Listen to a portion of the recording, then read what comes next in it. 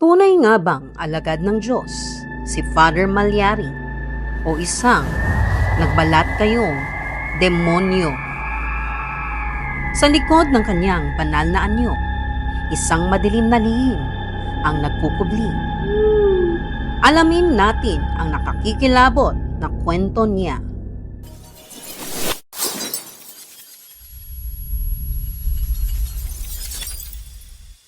Sa maliit na bayan ng Pampanga, kilala si Father Juan Severino Malyari bilang isang mabuting pari.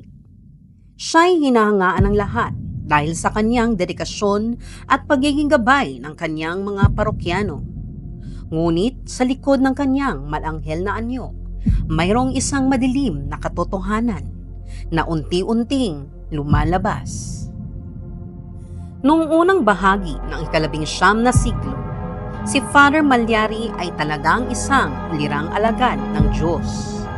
Ang kanyang mga sermon ay nagbibigay ng liwanag at pag-asa sa mga taong kanyang pinaglilingkuran. Ngunit napansin ng mga tao ang unti-unting pagbabago sa kanyang pagkatao.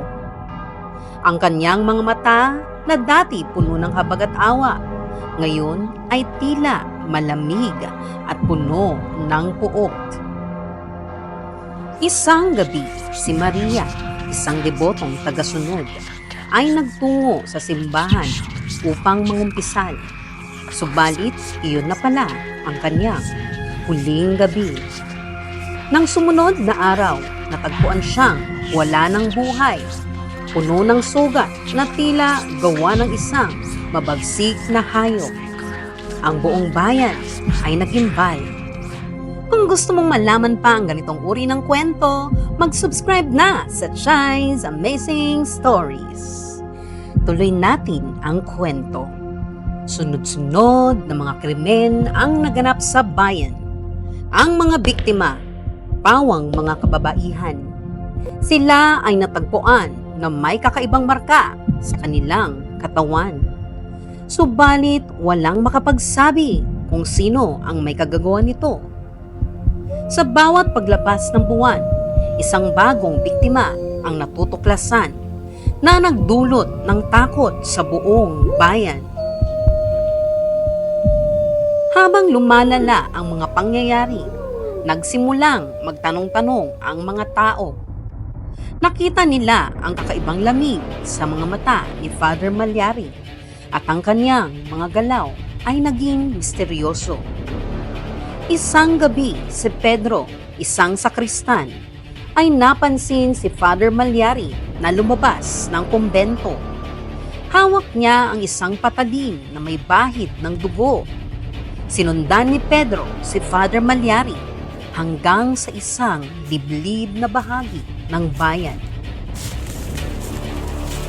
Sa ilalim ng liwanag ng buwan, nakita ni Pedro si Father Malyari na inililibing ang isang katawan. Natakot si Pedro at agad na bumalik sa bayan upang isumbong ang kanyang nakita. Kinabukasan, sinugod ng mga otoridad ang kumbento ni Father Malyari. Sa ilalim ng altar, natagpuan nila ang isang lihim na silid na puno ng manggamit ng mga biktima. May mga inskripsyon sa mga dingding na tila mga orasyon at sumpa na nagbigay ng higit pang misteryo sa kaso. Sa wakas, nahuli si Father Malyari. Subalit, bago siya tuluyang hatulan, nagsalita siya ng isang pangungusap na hanggang ngayon ay bumabagabag sa kalooban ng mga nakarinig. Ako'y alagad ng Diyos, ngunit sa kanyang pag-alis, isang demonyo ang kanyang iniwan. Si Father Malyari ay pinatawan ng kamatayan. Ngunit ang kanyang kwento ay nagsilbing babala sa lahat. Ang kasamaan ay maaring magkubli sa likod ng kabanalan.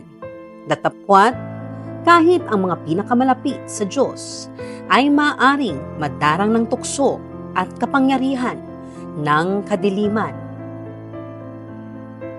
Si Father Malyari, isang ulirang pari sa paningin ng marami, Ngunit sa ilalim ng kanyang puting sutana, nagkukubli ang isang demonyo.